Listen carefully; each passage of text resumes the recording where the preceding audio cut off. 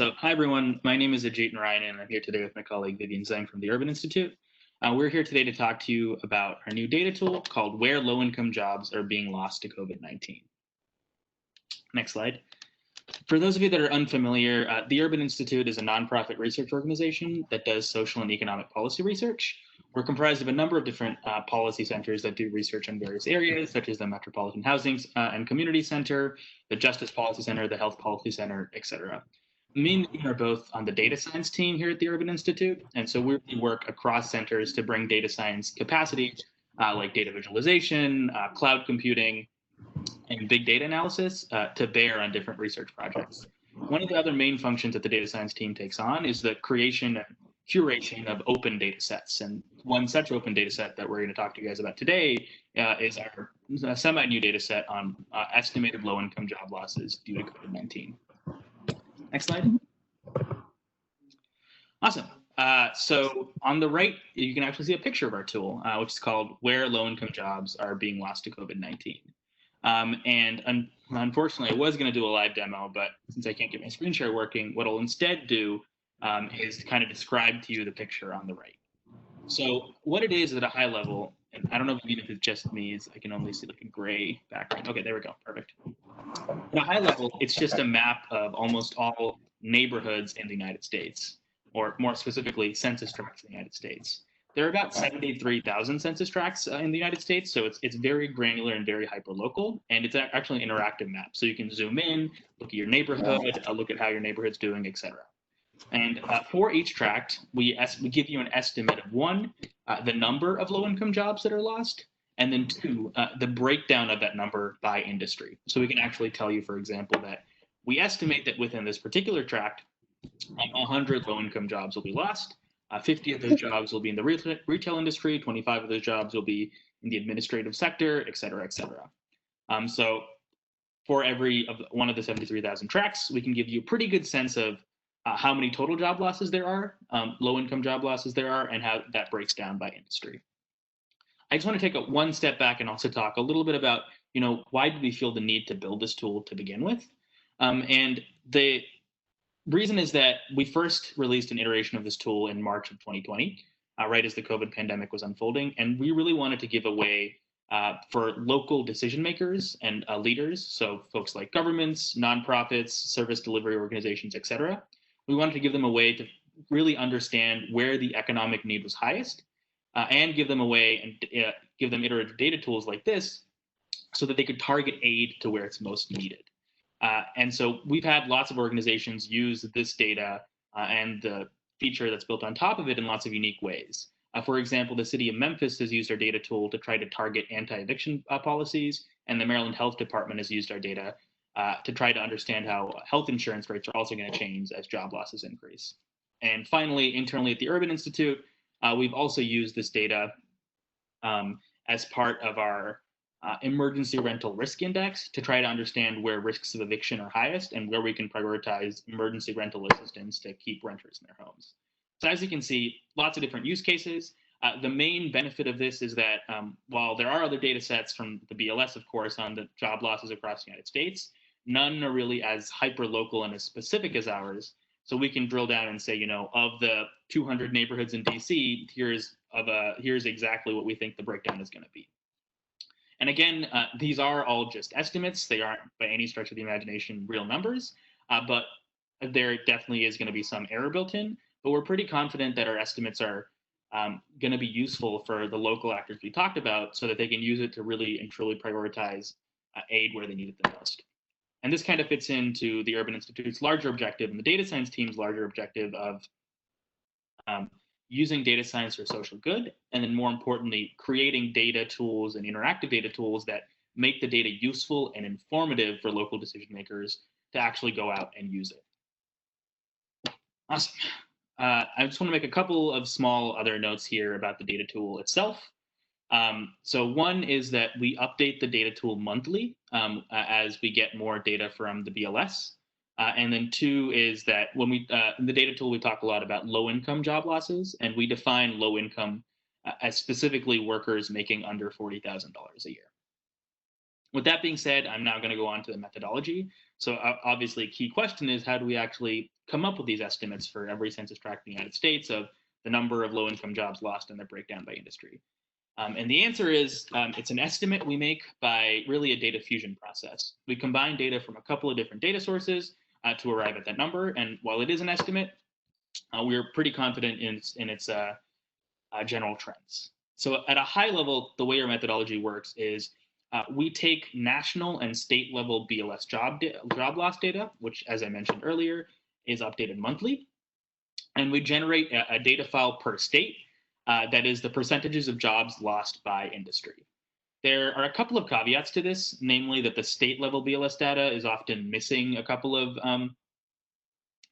specific industries and is often lagged a month behind. But to fill in those data gaps, we just use some common sense imputation approaches. So, for example, if a specific sub-industry such as steel manufacturing is missing, we kind of base the job loss based on the higher level parent industry, so the manufacturing industry as a whole, et cetera. And so we fill in those gaps. So now we know basically at the state level what the job loss percentages look like by very detailed industry. We then localize that job loss to specific areas within the state. And that's really key because it's not likely that, like, let's say, for example, if the state of Washington lost 50% of their jobs, that the job losses are equally distributed throughout the state. That's not really likely. What's likely is that, near manufacturing hubs, there's going to be a lot more manufacturing job loss, and outside of there, probably significantly less. So to really localize those estimates, we combine data from the IPUMS ACS microdata at the PUMA level. And PUMAs, for those of you that don't know, are basically public use microdata areas, and they're basically smaller than the state. And they tell us, how many workers by industry live in different PUMAs. So we can localize the job losses to industries. Sorry, Vivian, could you go back? Sorry. Yep, thanks. And then the last step in this process is now at the PUMA level, we know the percentages of jobs lost by industry. We then combine that with Census LODES data, which tells us the number of workers by industry living in every tract across the United States. And by combining the percentage level file and the worker level file from the Census LODES data, we arrive at what you basically saw in the map, which is the total number of jobs lost and broken down by industry. And that last step also does one last localization process, which takes the job loss percentages at the PUMA and then localizes it down even further to the actual census tract level. One thing I will say before I hand it off to Vivian is that a key part of this entire process is the last step, where we use Census LODES data. The Census LODES data itself is very big and hard to use, but luckily we at Urban have done some data pre-processing of the LODES data, which Vivian will talk about in a sec, that makes it really simple to use and summarizes it at the tract level and made it really easy to use as a part of our data pipeline. So with that being said, I'm going to hand it off to Vivian to talk a little bit about that data pipeline process for the LODES data. Yeah, thanks, Ajjit. So I'm Vivian Zheng from the Urban Institute. So I'm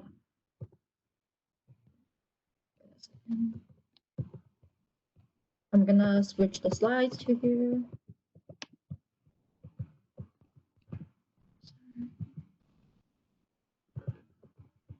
I think the screen kind of just WebEx kind of just froze on my end.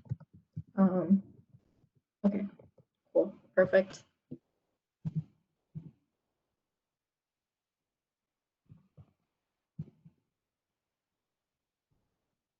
Sorry. While Vivian's getting set back up, I see we have a question about Alaska and Hawaii. They are in fact included. They just weren't included in the screenshot we have in the PowerPoint.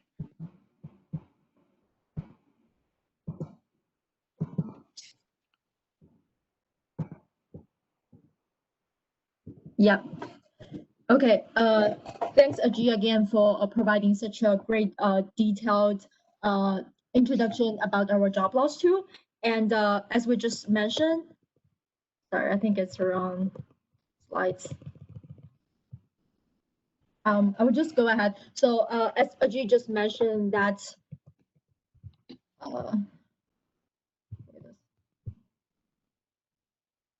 okay.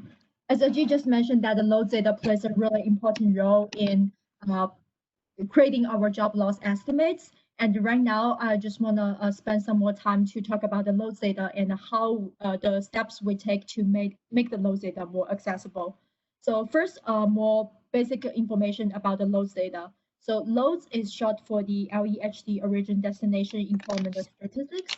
That's really valuable data source created by the Census Bureau. It provides the information on where the workers work and live at the census blocks level. And it also tells us very detailed disaggregated information by the workforce segments. For example, in each block, we can know that how many workers work there by their income level and also by the industry they're in.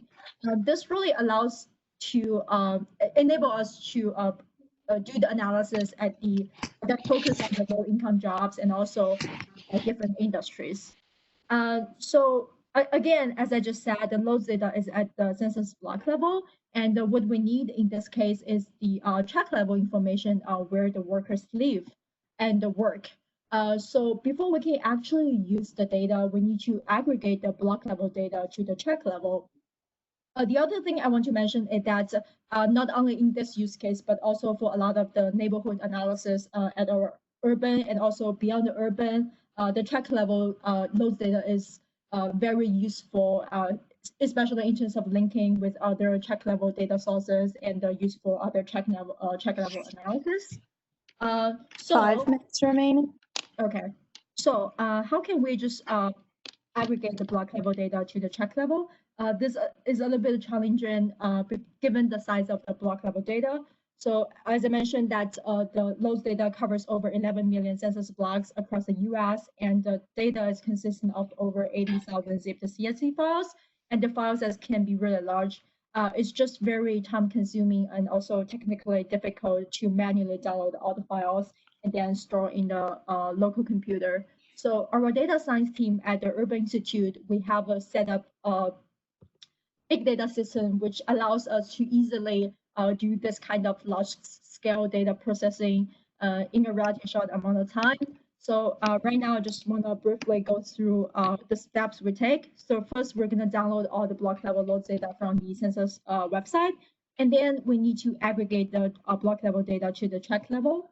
So here specifically, we use a big data technology called the computer cluster, where basically there are multiple computers working together to parallel the process, and it makes the running time, it reduces the running time significantly. So in our case specifically, we do this aggregation, we finish this aggregation within half an hour. And then now we have the tract level data ready. We write out to CSV, and we put out our urban data catalog. So urban data catalog is a public open source data catalog platform where we urban shared all the data products we produced. So we can see from the right-hand side, there's a screenshot we released of how all the tract level loads file looks like in our data catalog. So we can see that there are 8 files in total. So within one single file, we have all the tracks information with the, we have all the tracks with their information in one single files. And there are 8 total different files, which is disaggregated by the job type that is defined by the original loads data. And also I want to mention that we do regular updates to the loads data. So every year, the Census Bureau will publish a new year of loads data at the block level, and we will rerun our aggregation process and update the tract level data with a new year on our data catalog. Also, apart from the loads data that we have, if you're interested of all the other data sets that we are used in that we use for this analysis, feel free to go to the Urban Institute data catalog. We put everything there. So for example, we have our estimated low income job loss to COVID-19 data set, which is what we used to create the interactive map that Ajjit just showed us. And also the other IPUMS data files, which is an intermediate file that we used in the analysis. Yeah, I think that's all I have today. And we thanks everyone for listening, and we always welcome feedback, and feel free to ask any questions you may have. Yeah, thank you.